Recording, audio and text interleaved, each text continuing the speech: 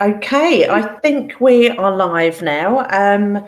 So lovely to see you, Charlotte. I've been wanting to get you on one of the interviews for such a long time, and I know we're going to talk about your whole career history and how you've ended up owning two businesses, one of which is kind of intertwined with ours anyway, from the kind of support profession. But for those of you that don't know Charlotte, and I think most EPA members would do now, she is the founder, CEO of APVA, and also the CEO of your own, what is it fair to call it, a digital automation agency?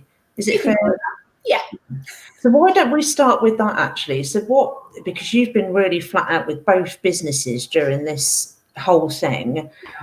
Talk to us about the digital kind of automation and what's been going on there, because it's been really quite rapid, hasn't it, during lockdown, especially small and medium businesses? It's been mental. And I think even some of my existing clients that potentially didn't have so much stuff that was online before, I think with COVID and lockdown, it's gone insane. I think people are really looking at ways that they can build their passive income streams, get all their processes automated, building online courses, memberships, really just like taking everything online, which is exactly what I do in my automations consultancy. So things like building out evergreen webinar funnels, building membership sites, online courses, all the integrations that go in between. So yeah, it's been flat out, but in a good way. It's just, as you know, with my two children at home, it's been a bit of a juggle. So yeah, and that's what I'll be getting on to soon, because as I've always said to you and quite a lot of EPA members who are parents, we've got some people just coming on now. Hi, Josh. Nice to see you. I'm not a parent. Apparently I'm child-free, not childless. I've just got a puppy. That's the new wording, apparently.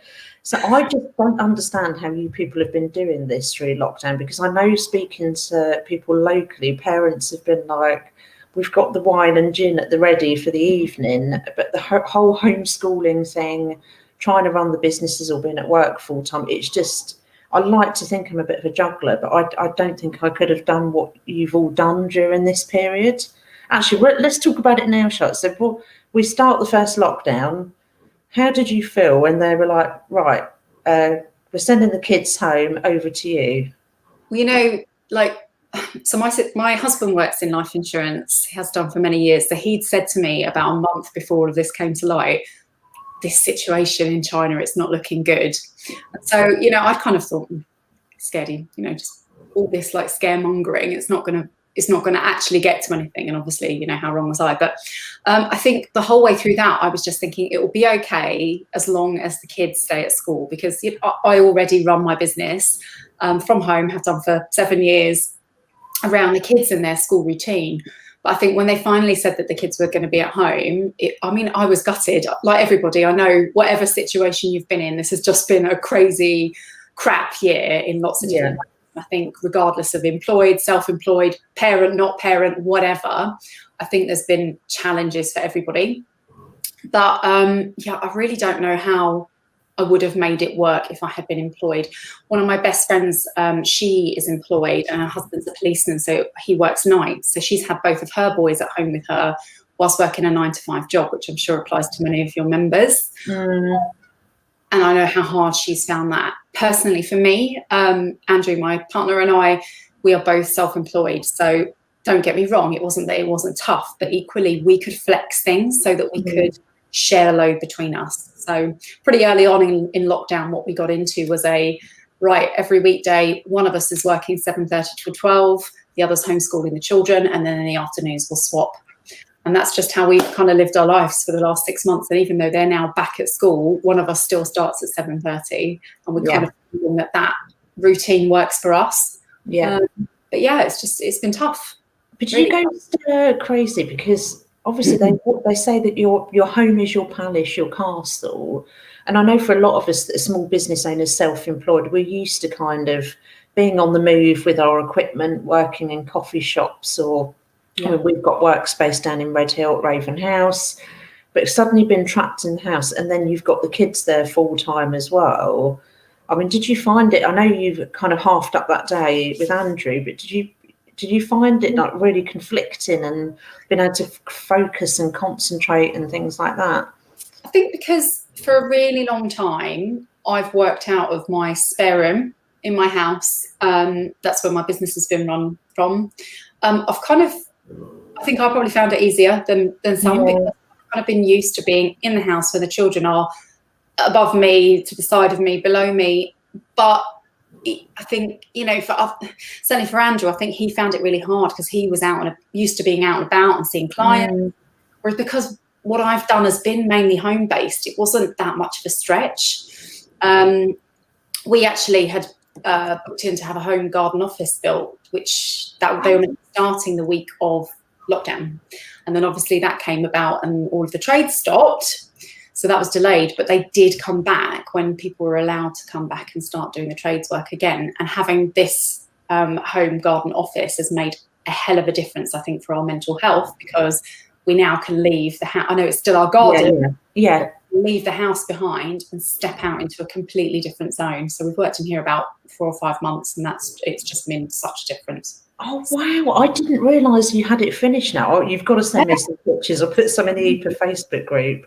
I need some stuff up behind me, but wow, because it is becoming really kind of on trend now, isn't it? And I know we're both part of the same membership, the GSD Society for Business Women, and there was someone who popped up a post recently of her new home office, which even had a balcony on the top, didn't it, with deck chairs? Oh my goodness! Didn't you see it? I'll have to tag you in, but I was just thinking, wow, that you can do all that now. But I think, there is. I remember saying to the EPA members at the start, quite a few of them were really excited, not about COVID or lockdown, but just being able to be at home and not have to go through that hellish commute every day. And I said, look, it will be really refreshing at first, but get 6 weeks, 8 weeks in if it gets tough, text me, because, I found it hard coming from a big hotshot career in the city, rushing around everywhere, and you're still rushing around, but you've got to get into a different mentality and routine being at home, otherwise you do fall into a pit. And that was my word of warning to them, and sure enough, some of them did later on say, I think especially for those in flats and apartments, it was just like, I'm going to stay. You couldn't go out. Oh God. Yeah. Flats and things. But I think that's where Vic, having EPA is going to have been absolutely core to people's mental health, because I think if I look back, forgetting COVID for a second, to when I moved out of the city and working as a PA in London, and with a team around me and just being at home all day on my own, I found it really knocked my confidence. I suddenly was just feeling isolated. It really impacted me in a negative way. And having then a support network that I could reach out to online was really, really helpful for me. Yeah. So I think you guys being there throughout this situation for those people is going to have been really, really helpful. And Touche Wealth with APVA. So for those of you who don't know, and hi Esther, Deborah, somebody else has said hi everyone, not sure who you are, everyone else is waving, but hello. Charlotte, you and I we launched APVA and EPA pretty much the same months, and we'd been introduced by Carmen McDougall, who we'd both known for years. And that's a name from the past now, because I haven't had any contact with her for a while, but I hope she's okay. But I remember her introducing us to each other, and then we met up, didn't we, in London, and you were just launching the APVA, as it was called back then, and me, EPA, and we kind of went on this journey, didn't we? And here we are 5 years later. Yeah. So talk to us about VIPVA, because that was what it started as, and obviously you've rebranded. Was it earlier this year, before lockdown, wasn't it? It was December. Yeah, I thought it was. I didn't think it was during lockdown, but you've rebranded, renamed. So what led you to set up VIPVA? Well, just reflecting on that nice segue I made earlier, it was genuinely around having a support network. I think when I started out and moved from PA in the city to running my VA business, I'd done some training. That was all good. I knew exactly what I was doing with my business, but what I was really missing was that network around me, or a network of people that were on the same page as me and weren't trying to do it as a side hustle, but wanted to actually build a credible business for them and their families. So it was me and another VA that were out for drinks one night and said, all good ideas always come in the pub, don't they? But they do.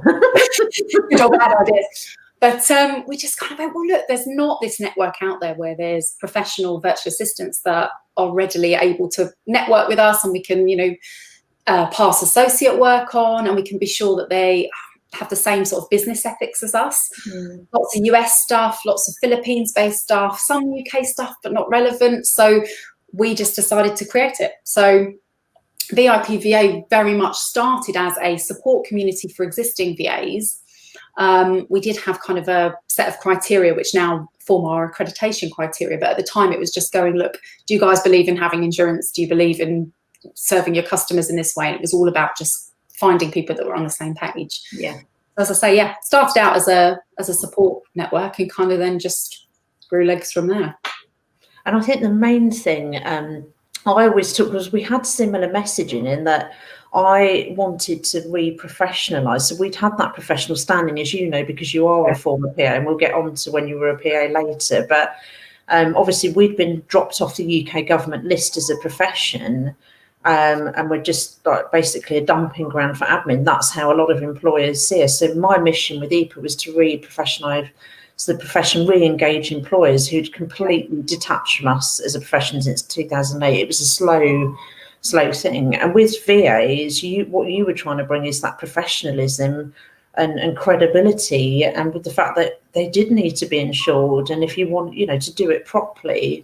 And because I think there was a period, I first became aware of the VA industry just prior to the global financial recession. And I remember I had Carmen and Susie Barron-Stubley, actually. They came into the training day for what were UMA members, and I was the London chair then. And it was really fascinating, and it went whoosh, the whole VA thing back then. And then it was kind of going up and down through waves, but there was no consistency with the fact that actually, was there a proper way to set up? What did it look like being kosher as a VA? And it was actually becoming increasingly important. I know to small business owners, I don't want a VA that's uninsured, and yet a number of them seem to be back then. So you were with APVA, as it's now called. That's what you were trying to bring at the time, wasn't it? That, and still now, that professionalism, the accreditation. Well, I remember going to a networking meeting when I was first running my VA business. Obviously, my confidence was pretty crap. I had a nightmare situation with my previous employer, but we won't go into that. But in terms of selling myself and the whole VA thing as a profession, at that time, so we're talking like 2012, 2013, people were still of the mind that, like, you'd go, oh, hi, I'm a VA. And they'd go, oh, well, what's a VA? And there was still that whole explanation around how assistants could help businesses. There were lots of people that had worked with VAs but had their fingers burnt. So, quite often at a networking meeting, I'd get people not being mean to me, but sort of saying, oh, God, I worked with a VA. It was a nightmare. She went off radar, or she messed this thing up. And then, like, there were loads of horror stories. And I think it just became apparent to me very quickly that this was really unregulated, and it's still unregulated. Yeah. But anyone can say they're a VA, but forgetting what service you're actually providing to your client, you need to make sure that you've got the baseline core business setup to run it professionally and safely for yourself, but also for your clients. So that's kind of how it all started in terms of let's try and help people to understand on both sides of the fence why this stuff's important. Yeah. And you've got certain courses and options to become a VA and to go through that whole setup. I know, having been through it with you, absolutely fantastic teachings. I forgot to tell you that, actually, but it really, really was that whole going back to basics and that nurturing process of the whole setup and having the insurance. I mean, like I said, I find it scary that people would go and approach clients and have no insurance as a starter for 10, And then I remember somebody saying to me at the time many years ago, or a lot of VAs just sit on social media and are hoping to drum up clients. And I looked at becoming a VA. I dabbled in the idea years ago. And I think I remember saying to you, I just couldn't see, despite my huge black book of contacts, the fact I've been networking up and down the UK for nearly 20 years. I just couldn't see how I was going to get clients, and I was really, really stuck on that. And a lot of the VAs I kind of knew personally who used to come to my PA events in the city, they seem to be struggling. So I had this kind of perception of the VA industry. You just kind of it was pot luck, Charlotte, as to whether you were going to be able to earn a decent income off it, and for people to take you seriously, that you could actually do this and provide executive and business support, but do it, you know, from the comfort of your home, or, you know, your clients maybe. Yeah. So yeah, I think you've definitely opened my eyes up to it. And well, the thing is that, like, without calling bullshit on everything that was ever said before, in the VA industry, the other thing that became apparent to me when we started up was that there were experts in the field that were telling you that you should be charging £15-20 an hour, and depending on where you're based, it really affects how well you can charge, and depending on your service, it depends how much you can charge. And to me, I just got really confused as to why that would be the case. Like, our clients are anywhere in the world, so as long as you've got the right insurance to cover you for where you're working, you can literally target anyone anywhere in the world. So it doesn't matter if you are working with a client that's based in London, you could be in Edinburgh, you could be in Spain, you can be in wherever it is, as long as you have the right legal setup for that.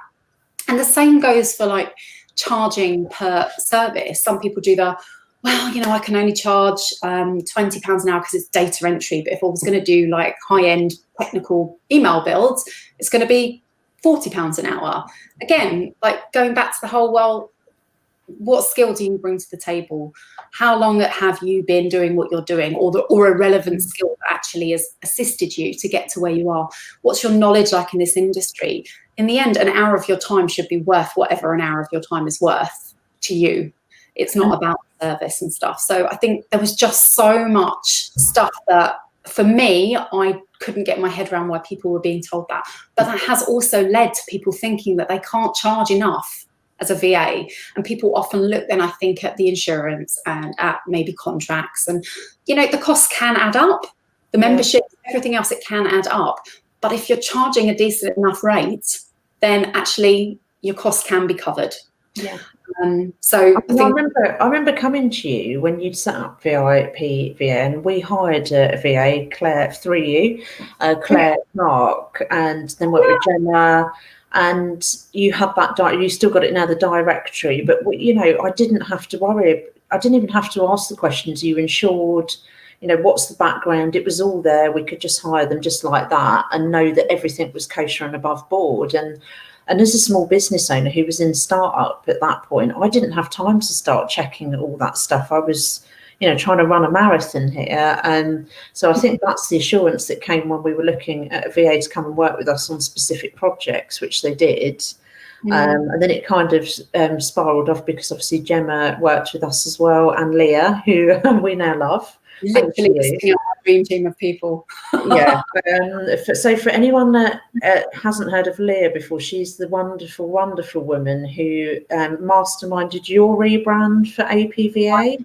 Oh, not. Oh, yes, APVA rebrand. Yes, yeah, and the EPAA.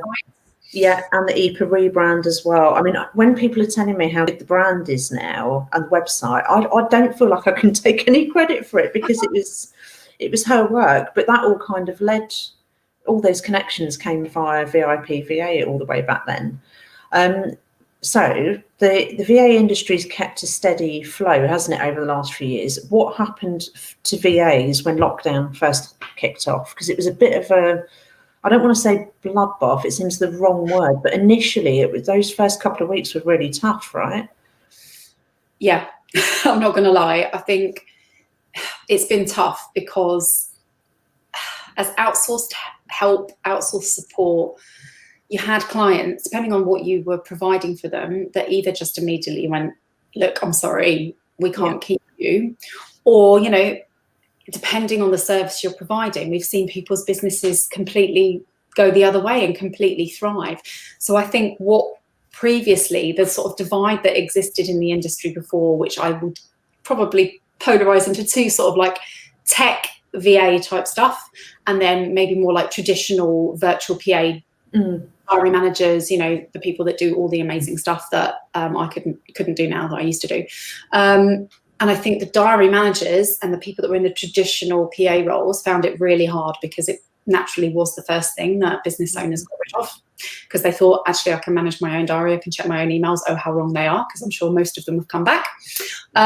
But I think on the technical side, website building, online stuff, the business just went absolutely through the roof. So we've seen an industry completely polarized. And I think those that were previously in that I hate everything tech camp have started to think about not completely going the other way, but how they can bring some of that into their business so that if this happens again, that they can be more secure, that they've got a number of different revenue streams to rely on rather than just serving clients one-to-one in that way. Yeah, that's definitely what I've seen in some of the joint groups me and you are part of, where you know, I'm constantly tag you, don't I? One for you, if you haven't got there first. But they put the posts in this group for these. For those of you who don't know, we're in lots of business groups, and they'll say, "I want a VA." You know, not so much about general admin support, but I want a sales funnel built. I want, you know, a CRM system set up. I want someone that can update my WordPress website. I mean, a lot of it has become quite technical. So, you know, there's been quite a few posts around project work coming through that I'd not necessarily seen before when they were asking for VAs. So I think it's kind of like Adam Fiedler's red and black box analogy for the EAPA side of it, saying black box is the really transactional and then red box is the really strategic stuff. And that kind of, you know, that was a polarization in our industry, but he was absolutely right on that, and it's all playing out. And it's kind of mirrored that, but in a different way, hasn't it, for VAs? Yeah, I think so. I think you're right. And I think it's this whole situation, as crap as it's been for many VAs, you know, and there are some whose businesses have just completely fallen apart overnight. And, you know, we've just had such little help from the government. It's been but there's others that have really thrived. And again, I think that's been hard in our industry as well, because, you know, obviously there's some people that are struggling terribly to even food on the table, and there's others that are going, well, actually this situation has brought me a ton load of business and now my business is thriving. So it's difficult, but I think overall, I was just going to say what I've tried to say to people, which is what I've been trying to say to people all along in our industry, and maybe now they do understand more, is you have to have multiple revenue streams within your business, because you don't know what situation's around the corner, and it's sensible to have things that you can rely on if something else falls apart. And I think, I mean, I remember saying that to you a couple of weeks ago now. COVID, I think, has been a wake-up call for people that actually one income stream is not enough anymore. It's not enough to protect you from I mean, if we look from 2008, we've been through a 10-year global financial recession. The UK's had 3 years of dithering over Brexit, which has caused a massive amount of harm to businesses. Just as we start to get back on our feet, we're now dealing with a global pandemic. So, you know, it's kind of what's coming up next, what's around the corner, and am I going to be able to kind of weather that and be able to still pay the bills? And I think that old traditional model of having just one job, I'm not sure it's really secure for the future now, is it? Or what, for VAs, one stream? Well, do you know, I remember doing a talk at the the Future Assistant, Practically Perfect PA Summit in 2018. And at the time, my son, who was 5 at the time, had just broken his leg. And literally, that was like 2 weeks before. And I was talking to them about being a VA and about multiple revenue streams. And one of the PAs, sort of said, well, I just know if I went to running my VA business, I'd want to work one-on-one with someone, because that's how I work best. So I'd want one client. And there's lots of legal reasons why that's not sensible as well. But what I was trying to say to her was, if I was just working one-to-one with a client at the moment, I would be out of business. Yeah. But because you spread the risk over several clients, or you've got associates backing you up, or maybe you've got a membership or a training course or a digital product, or you're working as an affiliate for someone, there's lots of ways that money can be coming into your business, so that if one of those drops off, or suddenly you can't do your one-to-one work, you still have something coming through. So I think that's reinforced over the last few months. Yeah, and I mean, I've seen the VA stuff really pick up in the groups. You know, there's constant posts every day now looking for a VA, mostly to come and do with the tech side. And I think that's just to hit home to people. Every time there's a recession, yeah, we've seen a lot of companies topple down. Some big firms have now gone, some smaller firms too. But then a lot of firms have started up in this time, or they've pivoted their businesses, like I've just done with EPAA. We went offline for a couple of months and have completely pivoted the business. We've had to do that, and a lot of small businesses have. And I know, obviously, we're in GSD, and we're seeing what people are. They've relaunched their businesses, aren't they? And they're like, oh my God, I've actually made quite a bit of money here, and I need to do this, this, and this. I need a VA, and it's kind of like, help, isn't it? Yeah, it's that, or it's the people that I think have realised or had done that before. You know, I couldn't possibly do stuff online. My business is a bricks and mortar business, or I've got a client at the moment who's she's a dog trainer and a behaviourist, and so you can imagine that all of her business before this was in one-to-one training courses or actually in person with behaviourists and their dogs, and everything she does now has gone online. Over the last 6 months, we've been taking it all online because I think she's realised that she can do it. It is possible, and actually it's possible at a lower cost per head. It's people are buying it, and they're buying it all over the world, so the opportunities are there. And that's not to say, you know, she's sitting there going, oh yes, COVID, but I think it's opened her eyes to the opportunities that could be there as well. And I think that's why at the moment they're looking for support in making. And I think that's to hit home the point. There are still people making money. There's big parts of our economy, the British economy, that the wheels are still turning like constantly. And I know we both follow Lisa Johnson, who runs GSD and is a passive income queen. I think that's what her strapline is. And she did a launch fairly recently, didn't she, of one of her courses, and it brought her in, I think it was $1.5 million. Yeah, and so for people, and I know she's really, that's what I love about her, is that she's very clear talking on how she made that. But it's to hit home the point to everybody else that actually people are still making money. She's hired almost a new team throughout lockdown. Similarly, Davina McCall, I'm part of her Own Your Own Goals. She said, well, we're so busy that they've now hired even more trainers. They've hired, other bits of their team. They've got VAs as well working on different bits. One does the social media, another does something else. So there are a lot of businesses still doing well. So has that seen a flood of memberships to APVA during that time? Because of course you would have had some PAs and EAs who've lost their jobs after furlough or at the beginning and thought, right, I'm going to make the transition now. We've had a lot of inquiries on the training side. So, and I mean, the number of people joining our free community has just gone through the roof. We're getting like 30 or 40 a day, which is crazy. I can't quite stay on top of it. But well, it's been funny. It's been a really funny 6 months. So at the start, as you can imagine, we lost a few members because they were just like, we can't afford our membership fee. Yeah. But then we got some back. And now it's kind of in a weird place. I don't know. We are still getting membership applications, but I think that's probably more for people that are slightly down the line. Whereas I think what we are seeing at the moment is a huge influx of people that want to become VAs or want to take back the power to run their own business rather than being employed. So we've seen a lot of trainees come through. I'm not surprised, especially with your courses as well, which I lightly mentioned. So can you talk us just very quickly through some of the courses you offer, just in case anyone is interested in going down that route? Well, we now really kind of just have one, which is a foundation course. So that is all around, it doesn't teach you the skills that you're going to offer to your clients, because I'm a believer in going, what do you bring to the table that you can already offer to somebody, and turning a business, and if you need to fill the gaps later down the line, fine.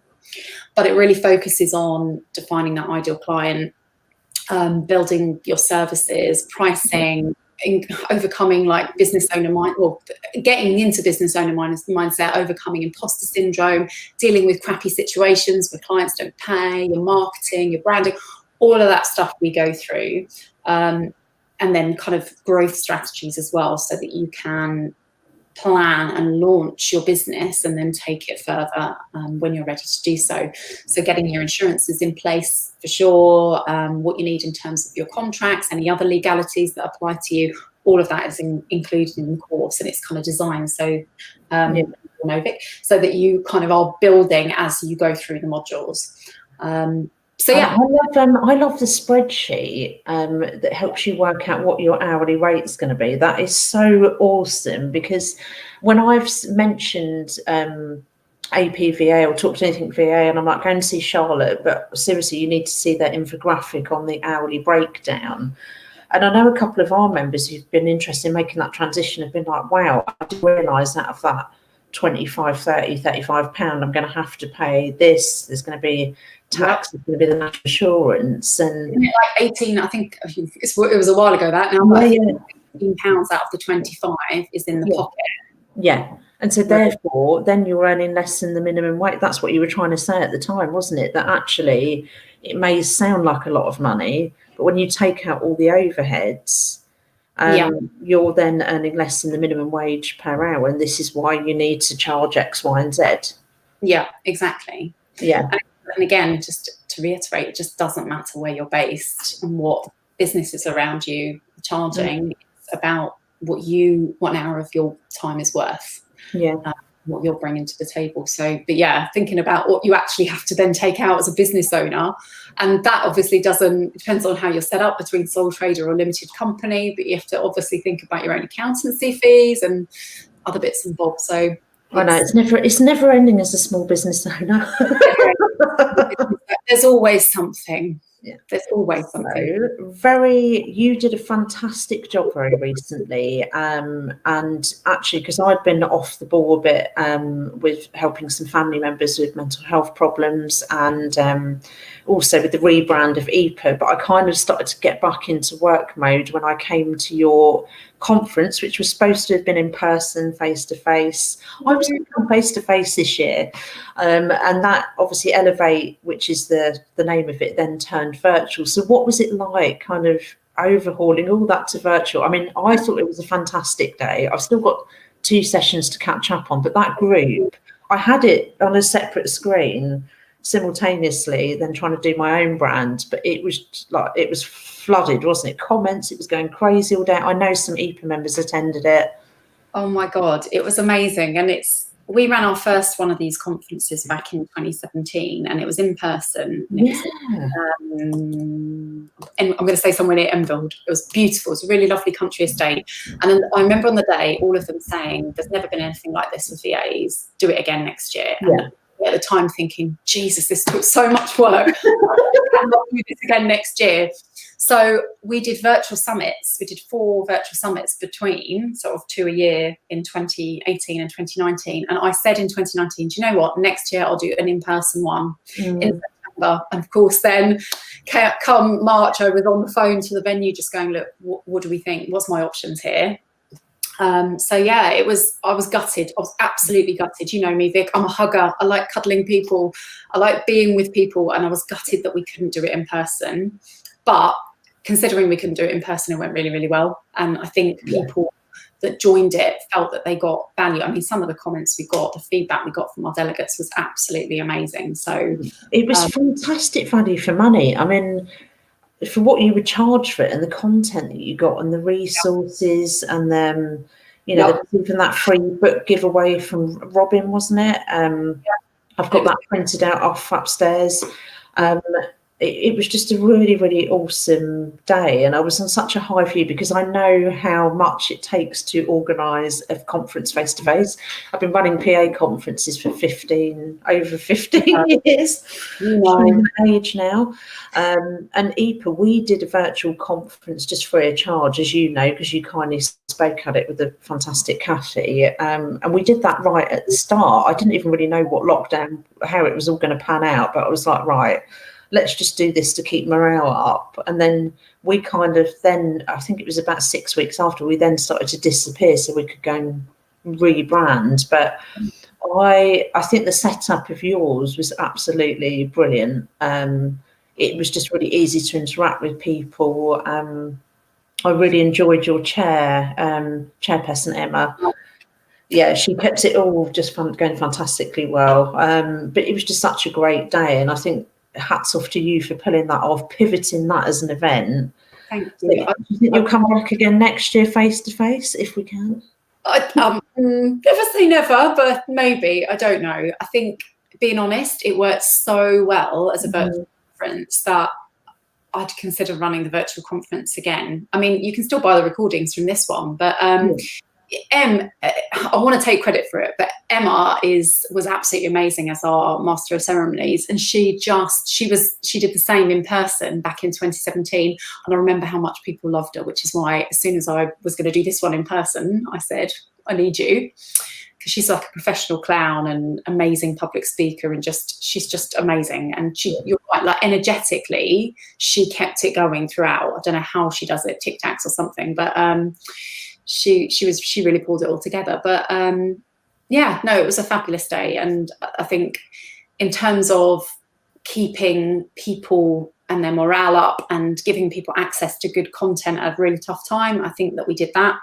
And we wanted to make it low cost because I wanted people to be able to come.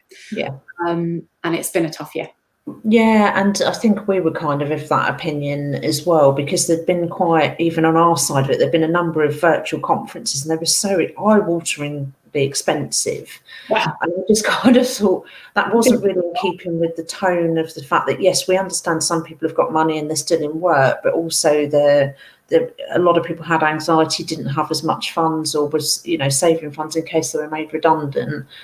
So I think you did make it very, very accessible, and I would recommend to any EPA members who are watching now or catch up on this later on to go ahead and get the recordings and buy it, because I learned a lot actually, and and I'm running an association here, like you, but his books as well for free. So yeah, it was brilliant. It all just kind of came together. So you've rebranded. You are now an association. You are not for profit as well. Yeah. That's brilliant. So what made you, and using your own terminology here, make the leap from VIPVA to APVA? To be honest, it's something that had been coming a really long time. So we brought in our accreditation, our professional accreditation, back in, I'm going to say October 20, it was just after Elevate, so it must have been October 2017, which was really there. It's our stamp of approval to say, when you join as a member, we've checked, and we do check all of our members for our criteria, and to make sure that they've got their insurance, we ask them to recheck every single year. So it felt like we were naturally taking a step towards being that association anyway. I'd taken on an advisory board the year before, in 2018, and everything came together at the end of last year, and we just said, look, now is the time, let's do it. So we made the leap and registered as a not-for-profit, and it's been going since there. So I think it was the right thing to do. Yeah, and I think, that's kind of what's expected of associations and institutes, that they would be not for profit. But I remember sending you the link to HMRC List 3 saying you've got 3 years and you can apply for this too. But at least you know someone who's been through the process and can help put together the right information. But congratulations on kind of making that transition, because the brand looks brilliant. And the website's brilliant as well. So it's one of those things where I wish I'd done it at the beginning. I wish at the beginning I'd put it through as a not-for-profit, because it's always been about the community and the members. But I think it just all came together at the end of last year. Yeah, I did set up initially that way. I knew I had to with EPA, but I would likewise, you saying you wish you'd done that, and I wish I'd have rebranded it. It was on my mind. We talked about it as a board about 2 years ago, but obviously you've got so much other stuff going on, and to do a rebrand, you do have to. And if you're overhauling an association like I've just done, you do have to literally kind of bury deep into it and get it. But very, very happy at the moment, and obviously we do have to say thanks to you for introducing Leah. I'm not giving her back to you, by the way. She's So we're going to now go to kind of right back to the beginning of professional, Charlotte. So you've come out of school at 16. Yes. What happened next? Did you go on to A levels? Did you come into the workplace? Yes, I came out of school at 18, having done A levels and not doing them very well. I think I was of the mind that, I was at a Catholic school for girls until I was 17. And then suddenly when I was 17, I moved to a mixed school. And so all I was really interested in was going out. It's an awful admission, isn't it? But you'll all see anyway. But a normal teenager. Yeah, just went crazy. And I think, coming out of that, I had to decide, well, I've always been the kind of person that doesn't want to pigeonhole myself. So coming out of A levels, I did really generic A levels. I think I did geography, maths, biology, and general studies. I wasn't really sure what I wanted to do. At the time, I decided that I wanted to be a beauty therapist. So off I trotted up to London to do a 2-year foundation degree in beauty therapy and health studies, which I did. I loved every minute of it because suddenly I was in London and just, it was in Oxford Circus, just had an absolute ball and passed that. After that, I then got a job working in the LMS Day Spa in Bond Street. I didn't realise that. Oh, wow. Yeah. Oh, it was amazing. Saw a couple of celebs. Never got to work on the celebs myself, but probably too junior. But Reese Witherspoon's definitely in there. But to be frank, after 4 or 5 months doing that, it just felt like a lot of hard work and long hours for something that actually I found I wasn't really that passionate about.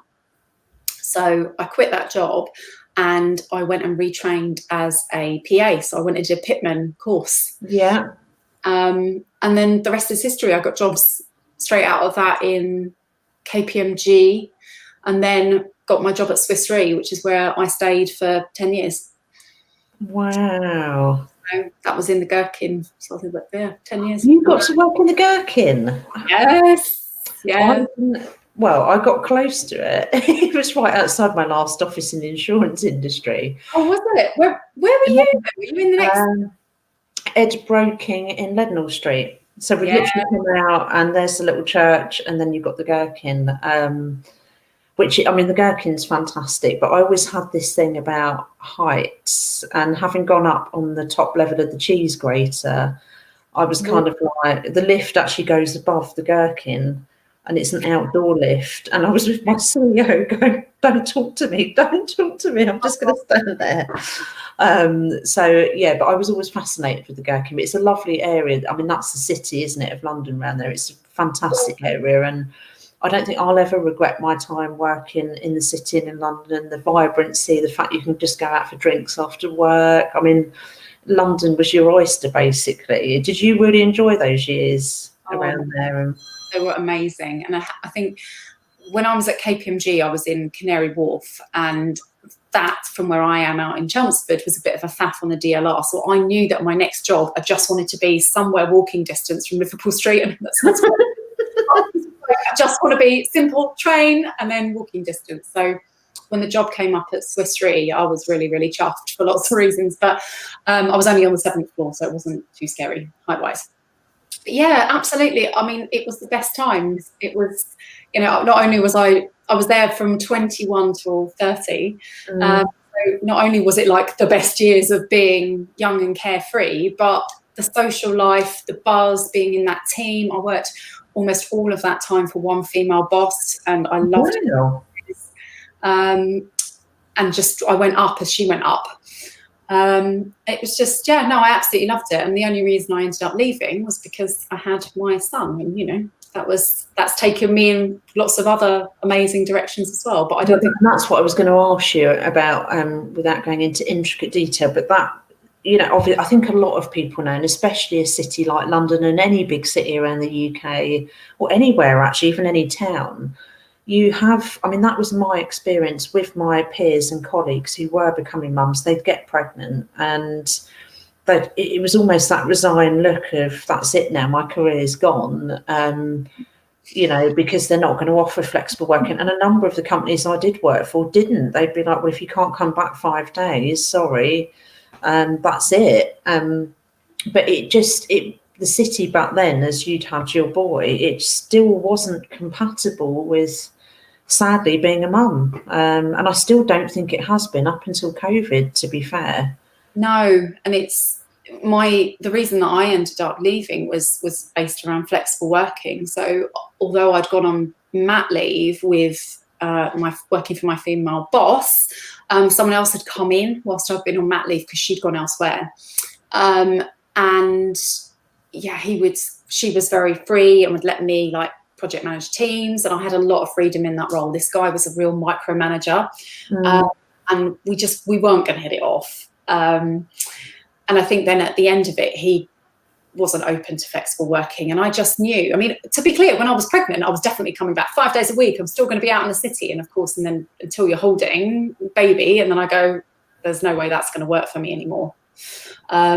So yeah, the flexible working that he offered me wasn't going to work.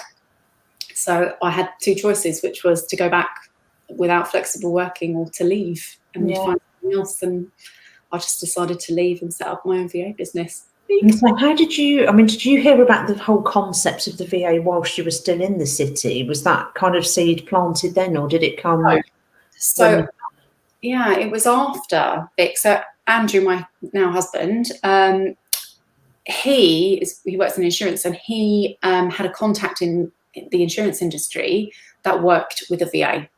And so he said to me, this guy works with this lady, don't know if you want to be introduced or whatever. So I ended up on a phone call with this lady, and she turned out to be 5 miles down the road from me. As always happens in the VA world, you're like, oh, you're right round the corner. I went and had a coffee with her, and the way she also had a child slightly older, so it was like 2 or 3, whereas Alex was about 9 months old. And the way she was talking about the flexibility and the fact that she could then be there for her son Archie, and I just knew that it was the right thing for me to do. And she recommended seeking out Carmen McDougall to train one-to-one with her, which is what I did. And the rest, just is history. And so when you first set up, did you have all that panic? I mean, obviously you're well established, you're really experienced and have been at the top of your game as a VA. But the rest of us that haven't been through that journey, there is that panic of, am I going to find clients? How am I going to make this work? I mean, obviously you'd had the training and coaching with Carmen, but how was it when you first set up? Did it take very long to get clients and get going? Longer than I would have liked. So I'd set up and was training with her one-to-one over the summer, and I think then my launch date was something like middle of September, and I still hadn't got a client by the middle of October, but I'd been out sort of networking locally. I'd done a couple of networking things in London, but I was terrified of them. And then my first client was a real random, and this is where it probably sowed the seed of, you've always got to be talking about your business in a casual way to everyone that you know, because you never know who is going to want to hire you or who has someone that might need someone like you. So it was actually having lunch with a guy that I used to work with at Swiss. He's a physiotherapist, and he had started his own physiotherapist consultancy. And in this lunch, I'd met up with him because 1, he was a friend, but 2, to kind of go, what's it like being a business owner? And whilst I was telling him about what I was doing, he said, I need someone exactly like you. So yeah, he hired me. I got recommendations to 2 of his clients, and then through networking and through Carmen, I picked up more clients and more and more and more. And it just kind of went from there to the point that I think just before my second child, Evie, was born, I had about 8 clients. Wow. And I had a team of VAs that were supporting me. So it's an incredible story, and I'm not sure when the last time you had an opportunity to actually tell that story and how you made that transition from PA to VA, but I'm just sitting here going, wow. Really? Oh. Having the 8 clients as well, then juggling home, and actually you'd like to think with a PA background we can easily merge into that. And of course there is some of the tasks, the business support, the executive support, but it's that, you touched upon it earlier, it's that whole mindset that actually you're not an employee now, you are a business owner. And I think that was the biggest lesson for me, even as an EA coming to set up an EA association. I'm not technically an EA anymore, I wasn't at that point. I'm now a CEO, and it's a completely different mindset.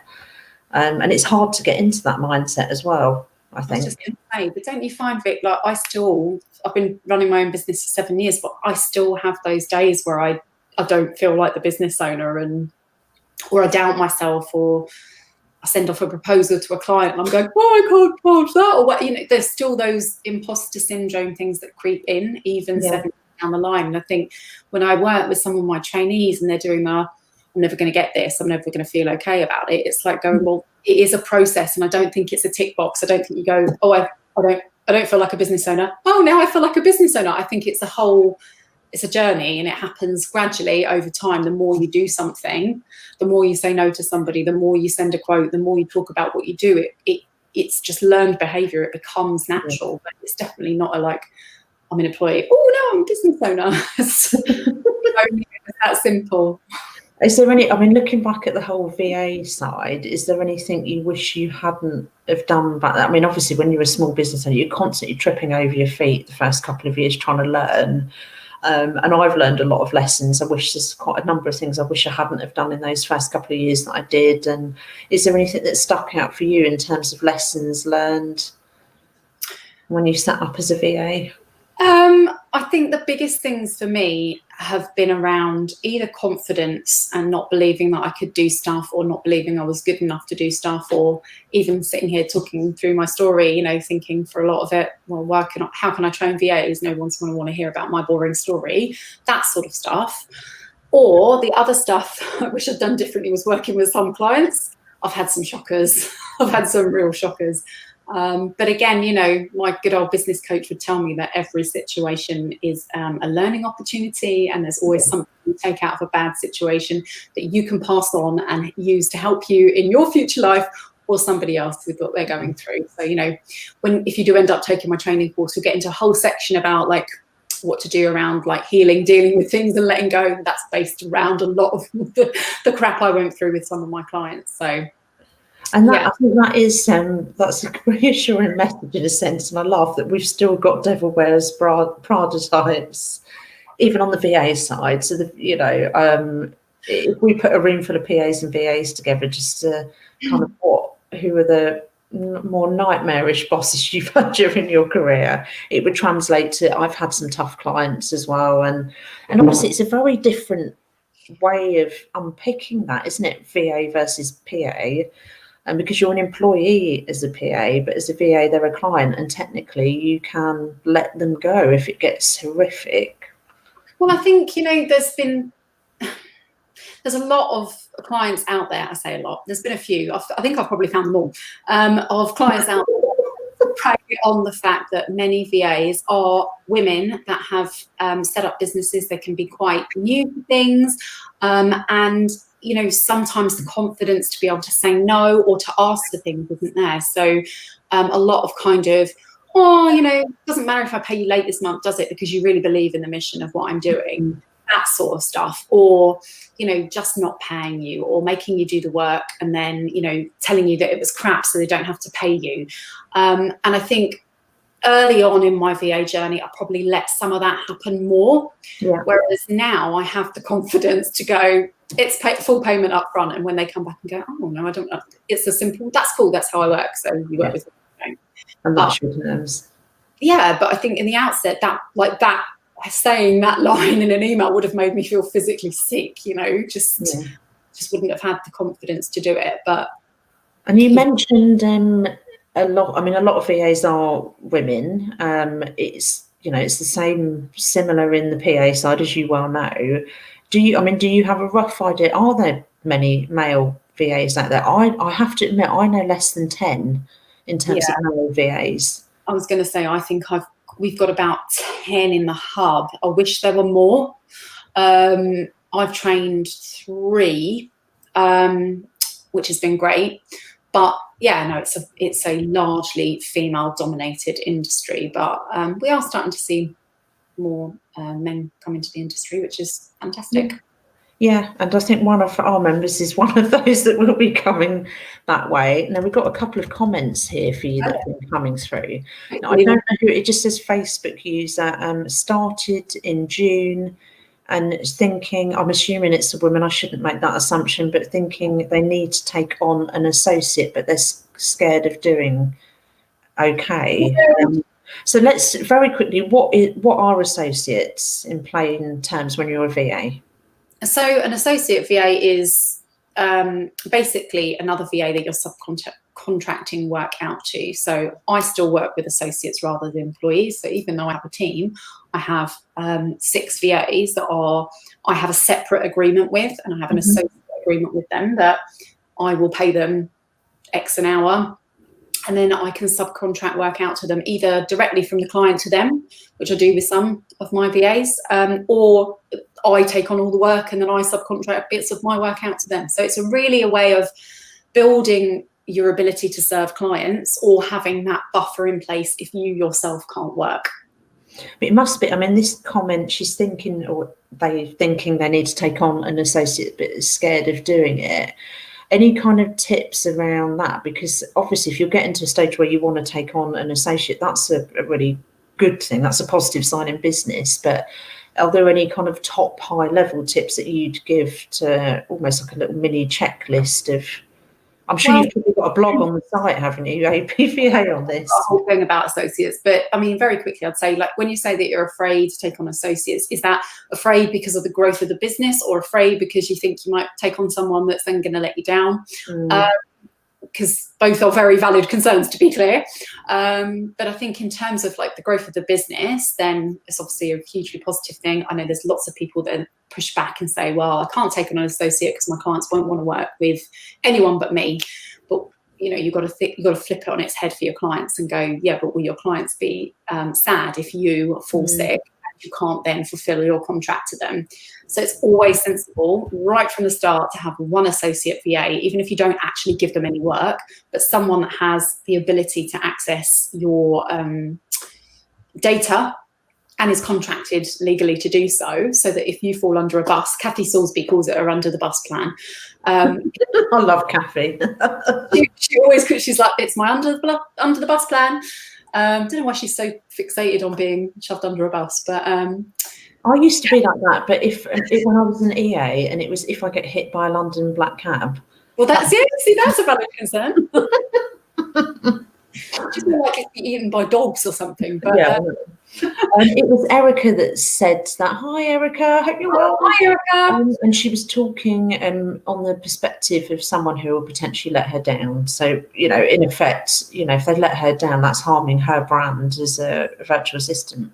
So, look, you can't ever 100% sure, unless you're some kind of psychic person, know that 100% someone's not going to let you down. But what you can do as a sensible business owner is try and mitigate that risk.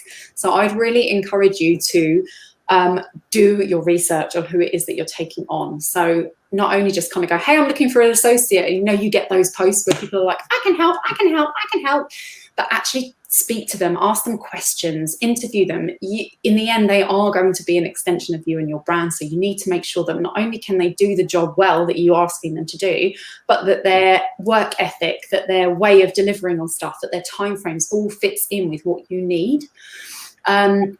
And then you need to make sure that you are onboarding them correctly, that you're sharing data with them in the correct sort of way, that you have the right contract between the two of you so that you can share data with them. And within that contract, if you take on Annabelle Kay's contracts, I mean, they're amazing. They're watertight. Your associate VA, I'm sure they wouldn't do this anyway, but will not be able to work with your existing clients directly. They won't be able to take any data away from you. They are obligated under those contracts to work as an associate should, and only in that remit. So as long as you are doing your due diligence when you're taking someone on, you have the correct insurance to have a team working with you, and you've got correct contracting with your associate VA, you're protected. So, and presumably, I mean, much like being employed as an EA, we won't get offered a contract of work without references being checked. So you can do all that on the VA side as well, getting client testimonials and stuff. Remember, you're the business owner, and if somebody is your associate, it's no different than your clients taking on you. And think about how they'd approach that. Yeah, definitely. A comment from Josh here. Self-belief is something he's been dealing with and trying to make the transition. However, he's undertaking your VA course at the moment, and there's so much information to take on board. Bless it. Do love Josh, don't we? You're fantastic, Josh. But yeah, I mean, I've done the course because you gave me access to it, and that's what I love about that. You just break each module down, so it's not completely overwhelming. You've got the checklist, you've got the resources. I don't think there's any excuse for anyone to come off that course and not be able to navigate that, other than the kind of, what Josh has mentioned, self-belief and the whole mindset thing. The actual nuts and bolts is quite straightforward when you've got all that content from you to be able to say, yeah, I've done this, done that, we've got the insurance, got the website. And the mindset stuff is a biggie. It's the one that is, as we said earlier, it's not the tick box. Whereas, got my insurance tick, got my contracts tick, got a website up, know who my ideal client is. You can tick those off relatively easily. But the mindset work is something that does take time, and you just need to make sure that in the outset you have boundaries that you've set as a business owner, so that it makes sticking to those much easier and dealing with that mindset a little bit easier. So if you are struggling to believe that you are the business owner, and you do get those pushy clients or potential or trying to get you to go or bend in a certain way or drop your prices, as long as you go back to that sort of list of boundaries that says, I won't work past this time, I won't be contacted in this way, blah, blah, blah, blah, blah. You can try and reflect on those to really rein yourself back in. But as I say, there isn't a magic wand to wave on that. It's just the longer you do this stuff, the more you talk about what you do and you believe, and even the more you get clients and it validates that for you, the easier this stuff will become. Yeah. So somebody else has said they've done your training and it really helped them. And we've had Heather Warner, who's a valued member of EPAA and APVA. She said it's a brilliant course. Hi Heather, I hope it's not too cold in Scotland. I heard there was snow today that didn't lay in parts of Scotland, so I'm not going to moan about how cold it is down south.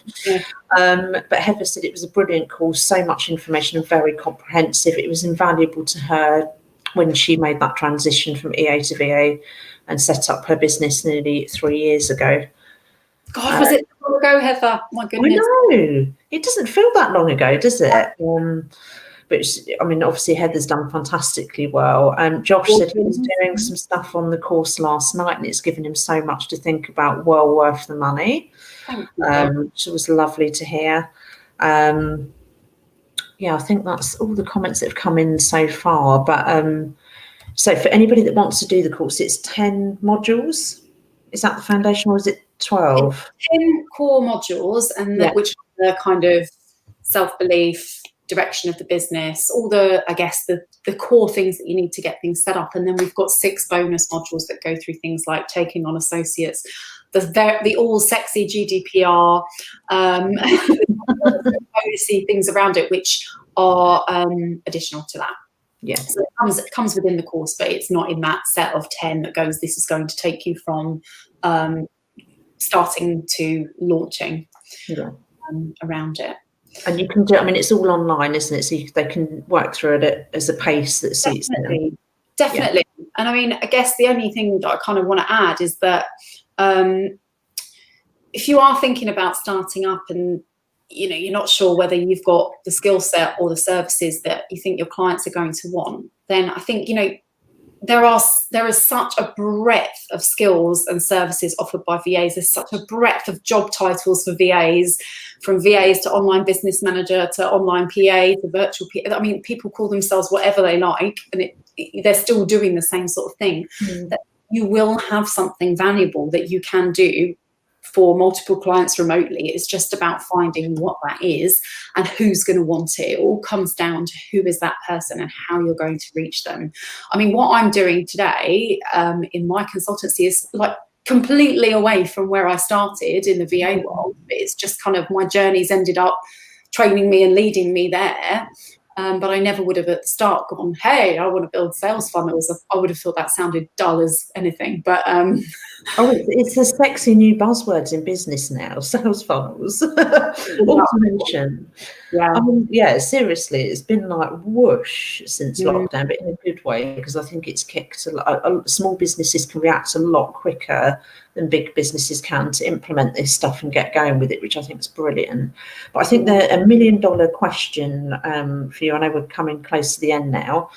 But it's the big question when anybody wants to set up freelance or a small business, and it still applies to VAs, but is it still feasible? Because there will be PAs looking at this thinking, well, I can't afford to literally quit my PA job and then the next week set up as a VA. Is it possible to have that first year where you're starting to wind down your city, town job, or wherever it is you're working as an EA, PA, to run that alongside setting up your business? I mean, or is it one of those things that it won't really, you can get it all set up, start putting some of the nuts and bolts in place, but it won't really take off until you come out and do it full time? So I personally set up when I was on maternity leave, but that was very much only because I had to, because I realised that very quickly that I wasn't going to be going back to my job, but I would have ever jumped. But I think 90% of the people that I've been through my training course or that I've worked with one-to-one on training have done it alongside their employed role, whether that's full-time employment or part-time employment. And I certainly would never encourage anybody to leap from an employed role into an unguaranteed business venture unless they had some sort of, secret up their sleeve. I think it's absolutely sensible. And actually, I designed the course to be that way, that you can be running your business, you can be doing your job whilst building your business, because it does take time, and putting all of those steps in place to get it to a point where you're even ready to market to people takes time.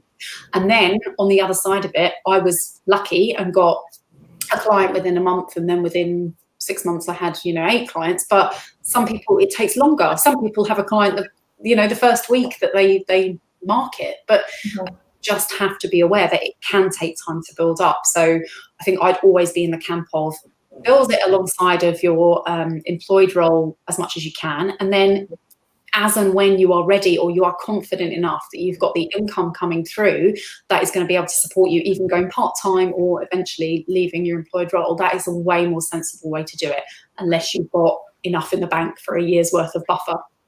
Yeah, and I don't know masses of people that have that at the moment. Not right now, no. Probably quite a worrying thing, I would have thought, for people. But seriously, I've loved chatting to you for the last hour, and I know you've got the kids to get back to in a sec. But if there's any last questions, pop them through now. But just to kind of reiterate that APVA is a partner of EPAA.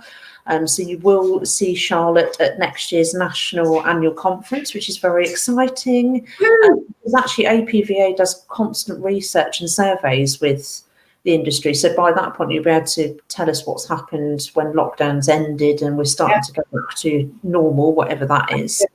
But yeah, you'll be able to share all things VA and what the topics are and what the big things are in the industry. But I mean, for any members, you'll see Charlotte's in the EPAA Facebook group to ask questions.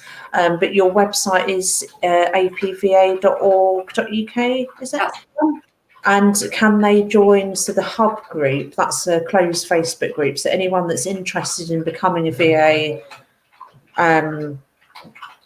they can come and join the group free of charge just to get a feel.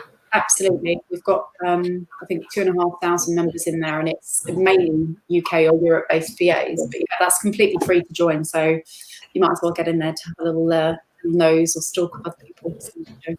Brilliant. And one last question here before we say goodbye. And it looks like good night now. Have you seen that sun's gone and all the black clouds have come over? Josh has said, how do you recommend setting up without disclosing your home address? Yeah, I mean, privacy is a big thing these days, isn't it? And if you set up as limited, you do have to have an address of Companies House. You do, but also, even as a sole trader, you need to have your address, your business address, in your privacy policy. So, okay, I didn't realise that for sole traders. I knew I had to give out everything. So personally, I just always took the hit and I put my home address because it's hidden in my privacy policy, which unless someone's going to go and have a look at it and look at where I live, and they might not even realise that's where I live. But otherwise, your accountant is quite often able to give you their address to use, or you can get like a virtual address, business address if you want to. But otherwise you're going to have to disclose your address. If you're a limited company, you can sort of get a virtual business address. I'm sure you can as a sole trader as well. But you do unfortunately have to have it on there. It's a legal requirement. Yeah, all for the transparency, but just be careful with virtual addresses. Someone sent me a bouquet of flowers in our first year, and the receptionist of the building was like, "What, are you able to come and pick them up?" I said, "Well, no, I'm up in Scotland at the moment." I said, Was in London? Oh. And I said, "Why don't you take them home?" It made her day, but yeah.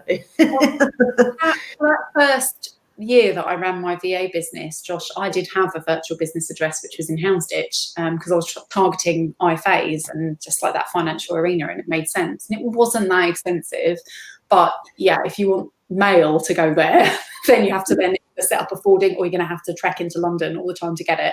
So I guess it depends on how much you want to hide your home address. Yeah, and protect some part of your privacy. Yeah. Well, thank you very much, Charlotte. Again, I feel really lucky that I got you on one of these interviews. And as you know, we've only just started them back up recently since I've got back into the mould and the new brands here. But thank you for all of your support of EPAA over the last, I think, it's been coming up for 5 years, I think now.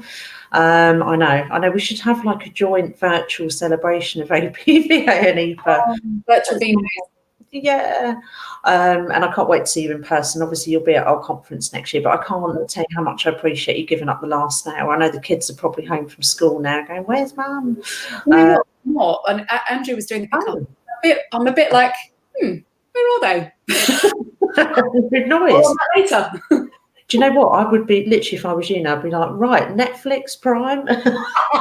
No, I'll just be really worried and looking for them. Yeah. But it's been so much fun as usual, and thank you for keeping us kind of up to date with your areas of expertise on everything VA and automation. I just find it all really, really fascinating, and you've got some great stuff out there. So I hope the members do go and check that out. But I'm not going to see you obviously before Christmas. It's looking like we were hoping to meet up for a drink, weren't we? But it's looking like we're going to be all bubbled up until the new year now. But have a lovely Christmas. We'll go into 2021 with gusto and high energy, and take care of your lovely family. Thank you, my dear. Thanks for having me, and thanks everybody. Take care. See you later. Bye.